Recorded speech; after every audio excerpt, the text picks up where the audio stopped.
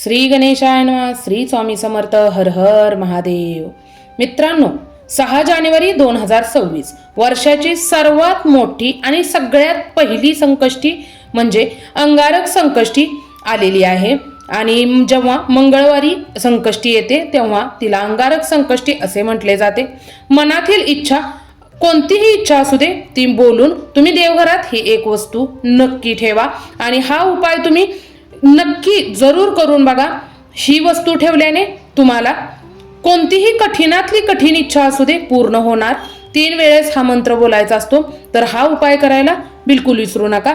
आणि आपल्या चॅनलवरती नवीन असाल तर एक सबस्क्राईब करायला विसरू नका. आता सुरू करूया. आता नवीन वर्ष सुरू झालेलं आहे. पहिला महिना जानेवारी आणि जानेवारीमध्ये आपली पहिली संकष्टी, सगळ्यात मोठी संकष्टी आलेली आहे. 6 जानेवारी 2026ला संकष्टी चतुर्थी आहे.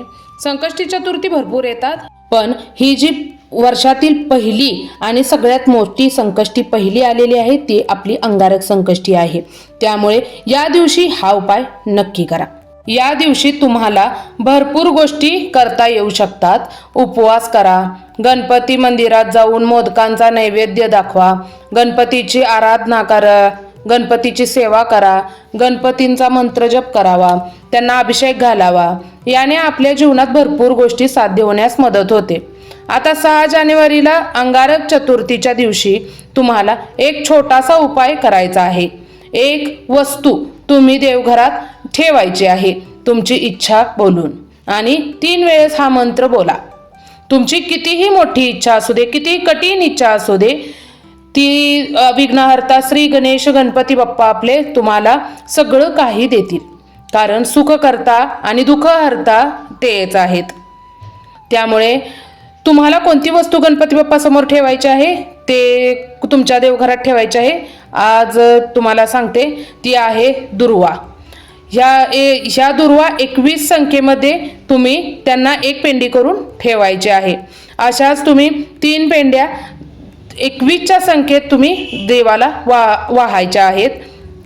सकाळी, दुपारी, संध्याकाळी कोणत्याही वेळेस 6 तारखेला देवघरासमोर तुम्ही बसायचं आहे. अगरबत्ती दिवा लावायचा आहे आणि दुर्वा आपल्या दोन्ही हातात घ्यायच्या आहेत.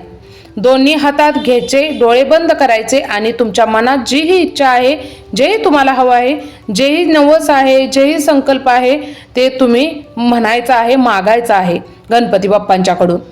जे तुम्हाला मागायचं आहे ते बोलायचं आहे आणि नंतर त्या दुर्वा तुम्ही गणपती बाप्पांच्या समोर, गणपती बाप्पांच्या पुढे पायांकडे त्यांच्या मूर्तीच्या समोर ठेवून द्यायच्या आहेत आणि बोलायचं आहे श्री गणेशाय नमः, श्री गणेशाय नमः, श्री गणेशाय नमः. असं हे 3 वेळेस म्हणून तुम्हाला हे दुर्वा वाहायच्या आहेत. दुसऱ्या दिवशी 7 तारखेला तुम्ही त्या दुर्वांचं वाहत्या पाण्यात विसर्जन करायचं आहे.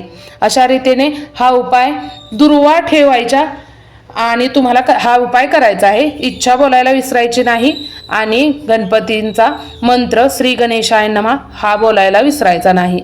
नक्की करा. 6 जानेवारीला वर्षाची खूप मोठी चतुर्थी आहे. मित्रांनो, ही तुम्हाला माहिती आवडली असेल तर लाईक आणि शेअर करायला विसरू नका. धन्यवाद, धन्यवाद, धन्यवाद.